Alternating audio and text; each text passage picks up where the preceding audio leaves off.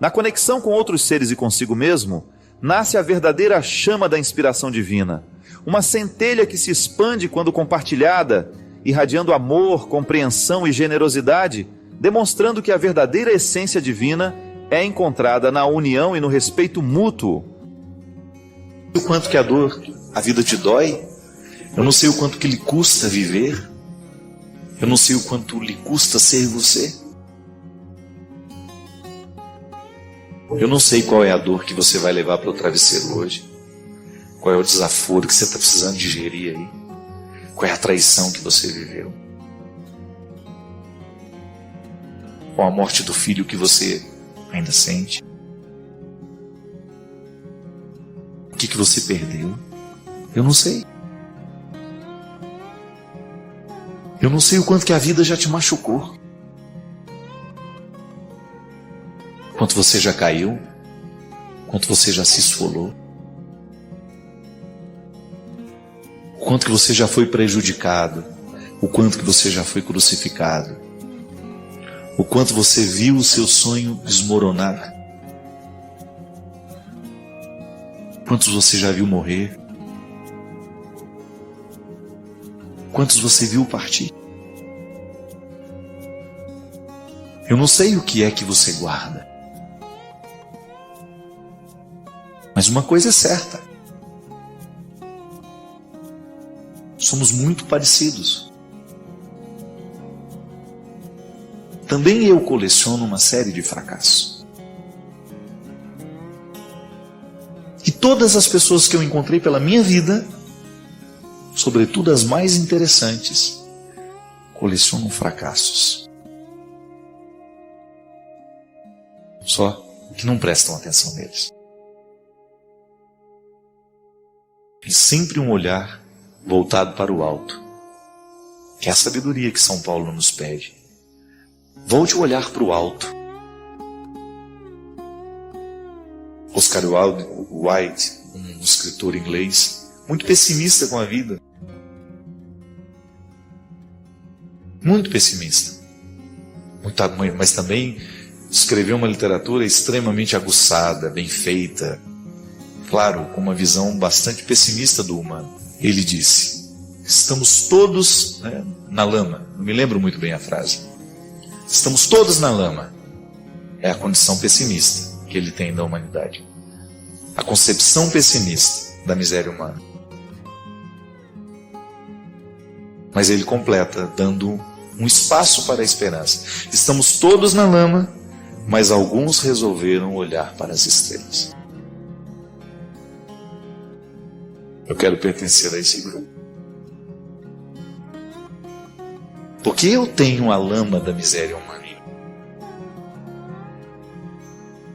Mas eu não quero deixar de olhar para as estrelas. Sabe? Ter esse olhar que mira o alto. Porque se a gente for prestar atenção, minha gente, naquilo que não está dando certo, se nós formos colocar atenção demais naquilo que está danificado, a gente corre o risco de nunca mais se recuperar. Ninguém prometeu que seria diferente. Quem disse que seria um mar de rosas? Quem disse que seria fácil? Chegar à glória da ressurreição requer passar pelo Calvário. Foi com Jesus e vai ser com todos nós. Não estamos aqui propondo um masoquismo, vamos correr atrás do sofrimento, não precisa não, ele vem. Ser gente já é condição sine qua non para que o sofrimento aconteça. Então não vai precisar correr atrás dele não. Agora, na hora que ele chegar, receba-o do jeito certo. Não permita que o seu sofrimento se transforme em amargura. A amargura nos mata aos poucos, provoca até câncer em nós. Agora, faça do seu sofrimento um degrau para que você possa chegar nesse sepulcro vazio, que é o lugar de todos nós. É tão bonito o significado do sepulcro, né?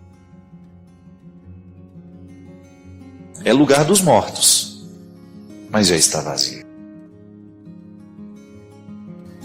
A conexão humana continua. A conexão com a miséria continua, mas já está vazio. Significa que quando eu olho para aquele sepulcro,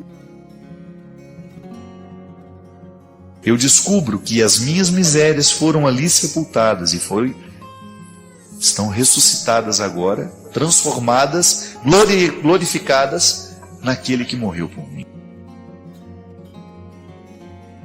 E que a minha pertença a Jesus me faz com que as minhas misérias morram nele, para que eu tenha condições de viver ressuscitado. Porque essa é a nossa proposta, minha gente.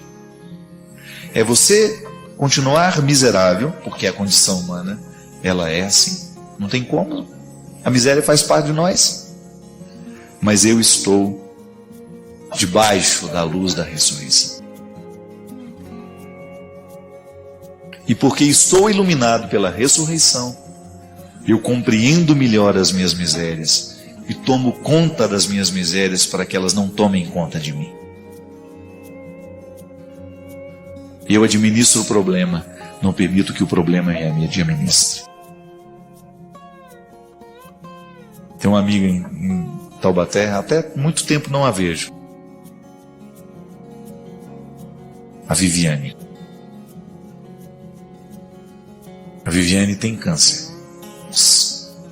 12, 14 anos a Viviane luta contra o câncer. Muito debilitada em alguns momentos, de repente ela melhora. E na última viagem que nós fizemos para a Terra Santa, que a Viviane foi, algumas pessoas ficavam surpresas quando ficavam sabendo que ela tinha câncer. E aí eu encontrei a resposta porque ela tinha tanta disposição. Lá à base de morfina, né? E andando e peregrinando. A Viviane tem câncer, mas o câncer nunca conseguiu ter a Viviane. Recurso de linguagem, padre. Isso é uma fala que não se adapta à realidade. Para mim é. Porque também encontro pessoas que têm problema, mas o problema não tem aquela pessoa. Então, porque o problema não a tem, porque ela não se deixou possuir pelo problema, ela tem mais condições de lidar com o problema. Diferente daquela pessoa que não tem problema, mas é o problema que a tem. O problema foi tomando tanto conta daquela pessoa, foi dominando tanto, que ela perdeu a pertença. É aquela pessoa que já está desanimada demais, que só fala dos problemas que tem, que já perdeu a esperança. Sabe, minha gente? A nossa luta, ela é diária. Mas ontem o que eu refleti era justamente isso. Quando eu fiz questão de celebrar a missa às 11h15, na hora que eu nasci. 11h15 da manhã. Eu nasci perto do almoço. Pronto para o almoço,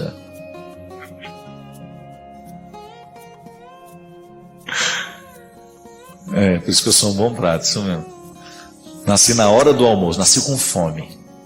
E o evangelho de ontem me chamou muita atenção. Porque, não sei se você participou da liturgia de ontem, é aquele evangelho em que Judas come o pão, molha no vinho, come, e logo em seguida ele traz Jesus. E eu fiz uma reflexão muito simples, ela nem é exegética, porque nunca ouvi um exegeta falar sobre isso. Durante o banquete, enquanto todos estavam com fome, Judas ainda era fiel. Na hora que matou a fome, que ele estava saciado, ele se encorajou para a traição. Mas sabe o que eu pedi a Deus ontem? Que eu fosse alguém que tivesse sempre fome. Que eu nunca me sentisse saciado. Porque se eu me sentir saciado, eu corro o risco de trair o que há de mais sagrado. Quero continuar com fome. Nem a faca, nem queijo. Eu quero é fome. Eu quero é continuar com a minha alma desejosa. Eu quero é continuar sedento de vida. Não quero me sentir satisfeito.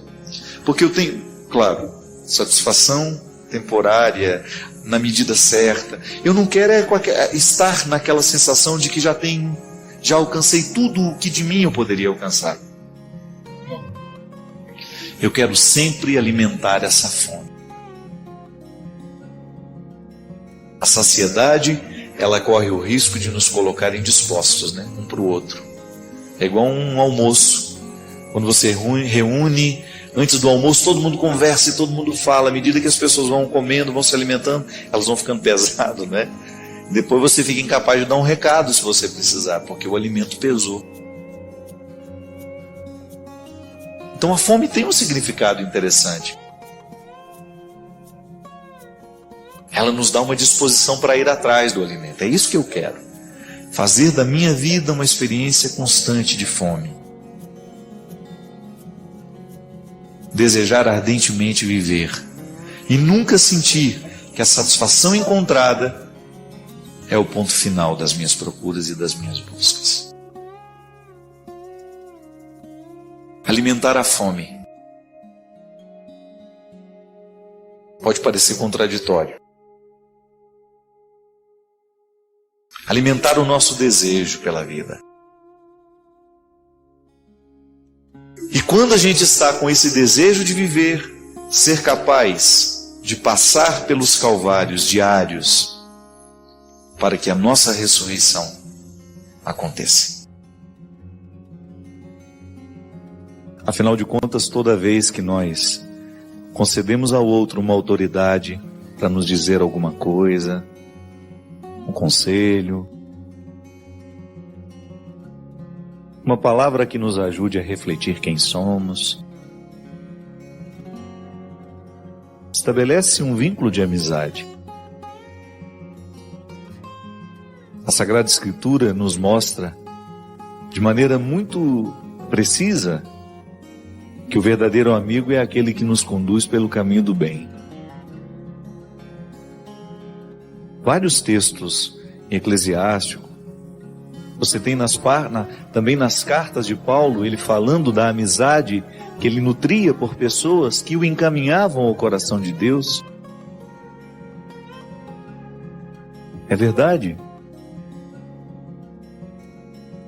Um amigo de verdade, um amigo verdadeiro, é aquele que faz um vínculo entre nós e aquilo que Deus quer que a gente seja. Porque às vezes nós temos muitos companheiros pela vida fora.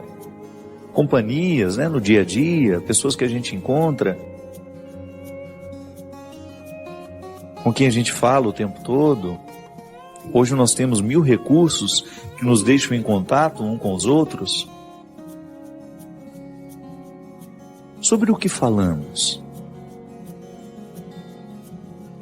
Quem são as pessoas que de fato despertam em nós o desejo de ultrapassar as aparências? Porque isso é tão necessário, minha gente. A gente quebrar essa casca que tantas vezes nos expõe ao mundo e que às vezes não tem nada a ver com o que a gente é. Você mesmo. Tantas vezes você tem uma armadura que você oferece ao outro, mas que ainda não é você. Ainda não é você. É apenas uma margem do que você é. Aquilo que existe lá no mais profundo do seu ser, há muito poucos você revelou, ou para muita gente, nem foi revelado ainda a ninguém. É o que Jesus fazia. Jesus quebrava todo o poder de máscara, todo o poder de aparências. Porque a ele interessava provocar as pessoas para que elas pudessem viver a sua verdade pessoal.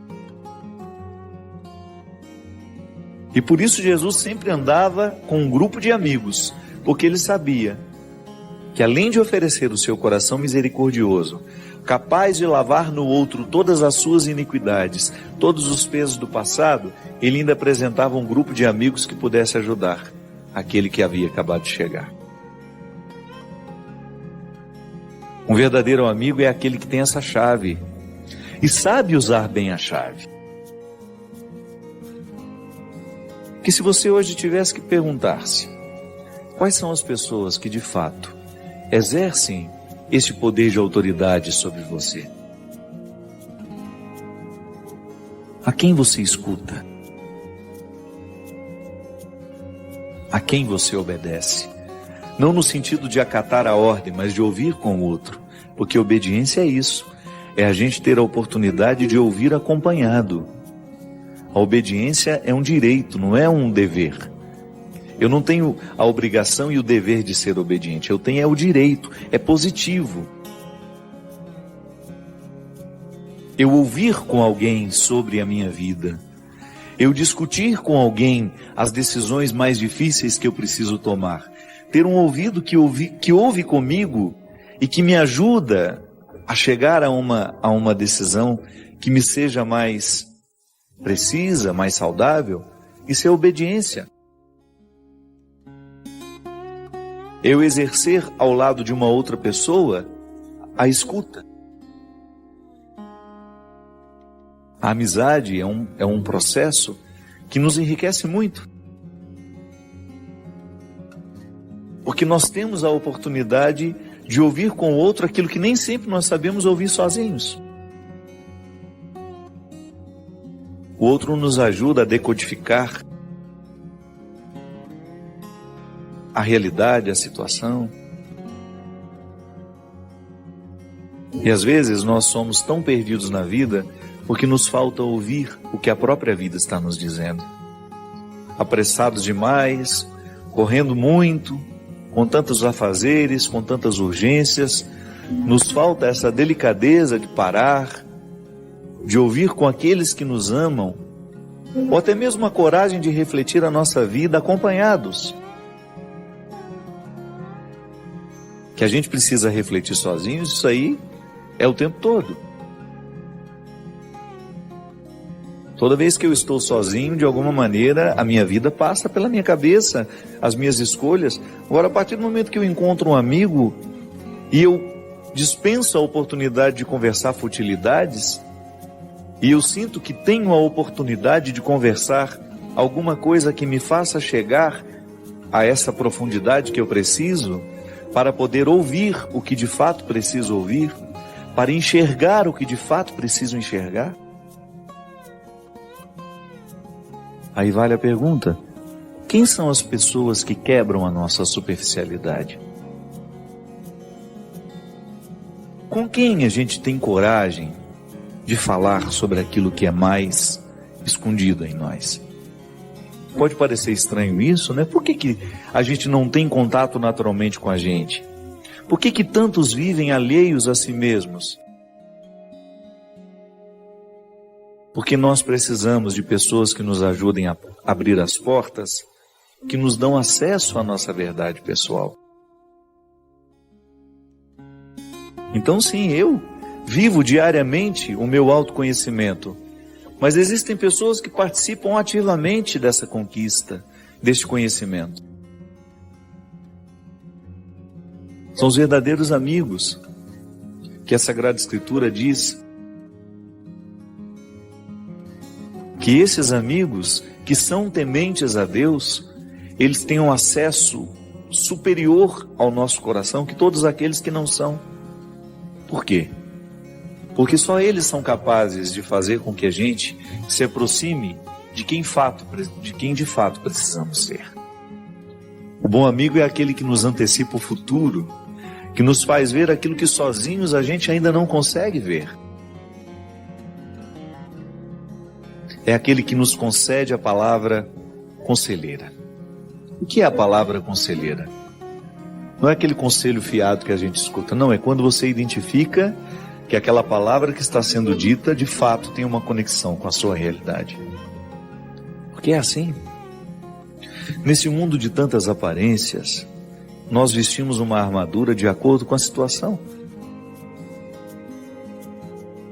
Você tantas vezes já se percebeu assim? Usando máscaras de acordo com a situação? E isso não é viver.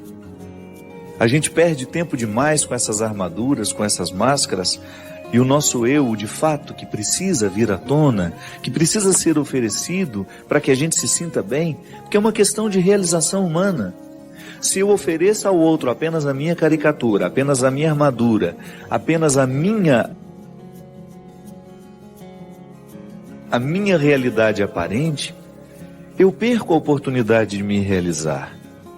Porque a realização humana pede uma entrega de tudo aquilo que a gente tem de mais verdadeiro e profundo.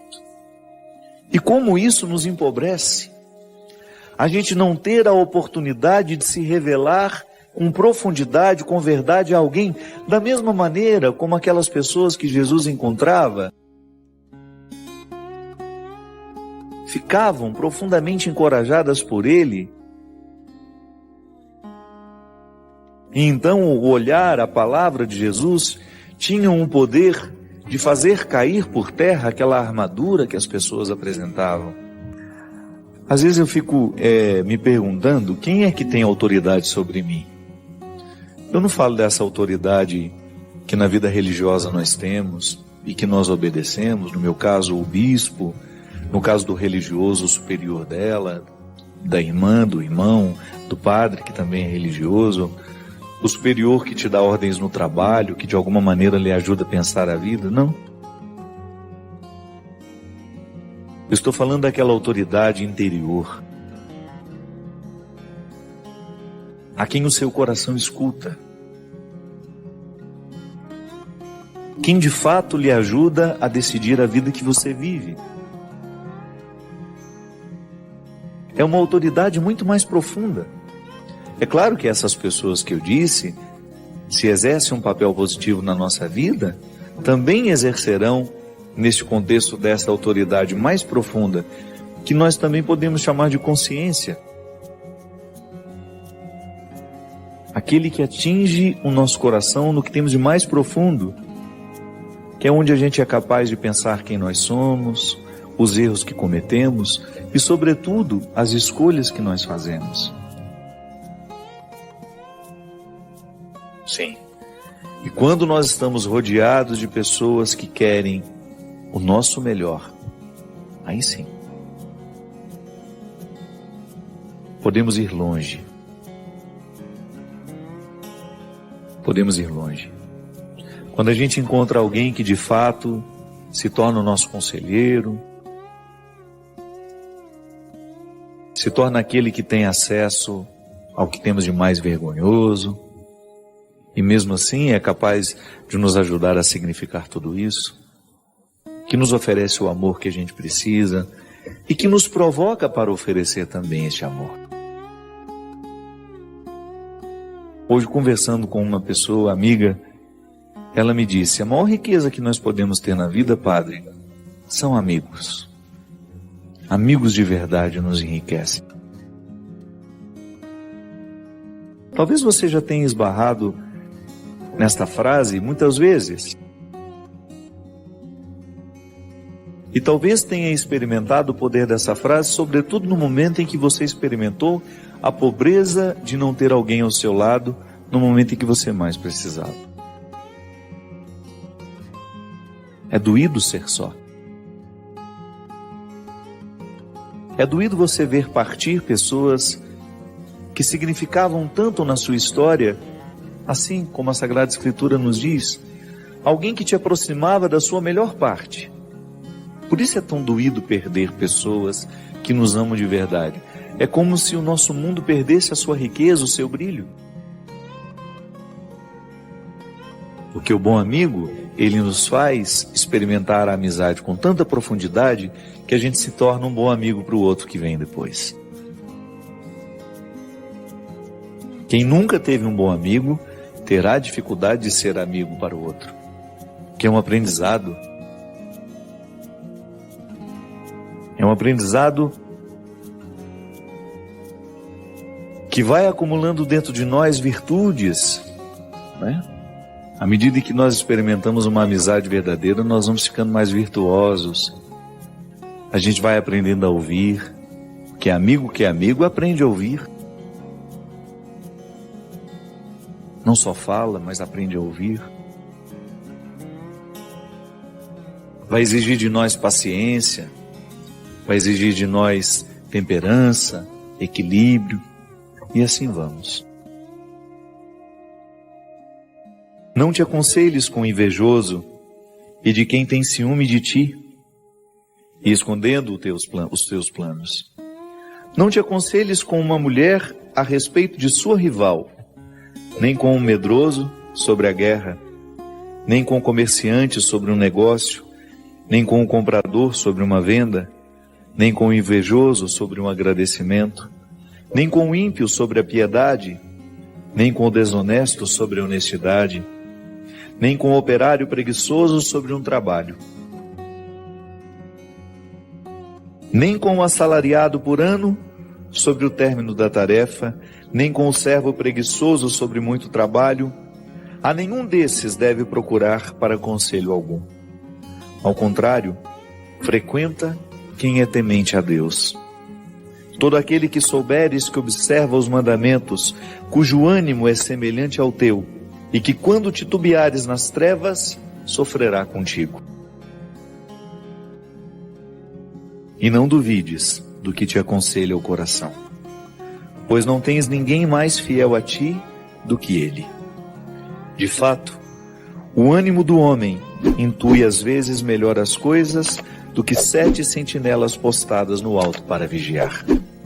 Em todas estas coisas, suplica ao Altíssimo para que dirija teu caminho na verdade.